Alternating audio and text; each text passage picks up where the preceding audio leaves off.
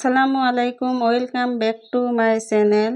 আজি আকৌ এটা পিঠা ৰেচিপি লৈ আহিছোঁ। আজি তেতলি পিঠা বা ভাপৰ পিঠা আপোনালোকে খাইছেনে বাৰু? বিৰাট টেষ্টি হয়, এবাৰ বনাই খাবচোন, সকলোৱে ভাল পাব।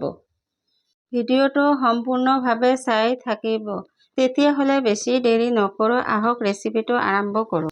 ইয়াৰ বাবে চাউলৰ গুড়ি লাগিব, গুড় লাগিব, নাৰিকল লাগিব আৰু টেষ্ট অনুযায়ী নিমখ দিব লাগিব। চাউলৰ গুড়িখনত এতিয়া মই নিমখ দি দিলোঁ 1 চামুচমান সৰু চামুচেৰে।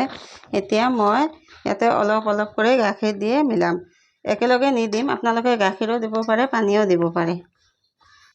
এতিয়া মোৰ এইখিনি মিক্স কৰা হৈ গ'ল।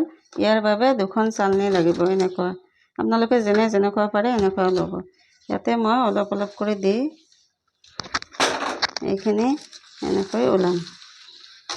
এইখিনি মোৰ চালি লোৱা হৈ গ'ল। এতিয়া মই এখন প্লেটত উঠাই ল'ম।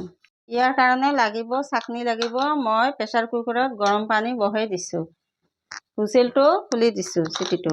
এতিয়া এইখিনিত চাকনিত মই অলপ গুড়ি দিম, এনেকৈ গুড়ি দিম। গুড়ি দিয়াৰ পিছত এতিয়া মই নাৰিকল দি দিম আৰু গুড় দি দিম, এনেকৈ দিয়াৰ পিছত আকৌ মই চাউলৰ গুড়ি দি দিম। প্ৰেছাৰ কুকাৰত মই গৰম পানী বহাই দিছোঁ। পানীখিনি মই ইয়াৰ পৰা আধালৈকে দি দিছোঁ। পানীখিনি এতিয়া গৰম হৈ আহিছে। মই এতিয়া পিঠাখন দি দিম। পিঠাখন দি এখন এনেকৈ সৰু কাপোৰ এখন এনেকৈ ওপৰত দি দিম। মই আৰু এটা এনেকৈ আপোনালোকক বনাই দেখুৱাম। এনেকৈ চাউলৰ গুড়িখিনি দিম, ইয়াতে গুড়খিনি দি দিলোঁ। এতিয়া অলপ নাৰিকল দি দিলোঁ, ওপৰত আকৌ চাউলৰ গুড়ি দি দিম। এনেকৈ মই চবকেইটা বনাই ল'ম।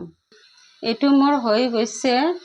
এতিয়া মই এইটো উঠাই ল'লোঁ আৰু এটা দি দিম। এতিয়া গৰম গৰম চাহ আৰু পিঠা আৰুনো কি লাগে? আপোনালোকৰ অঞ্চলত কি পিঠা কয় বন্ধুৰা? আপোনালোকে মোক কমেণ্ট কৰি জনাব। লাইক কৰিব, কমেণ্ট কৰিব, শ্বেয়াৰ কৰিব। ভিডিঅ'টো দেখাৰ বাবে ধন্যবাদ।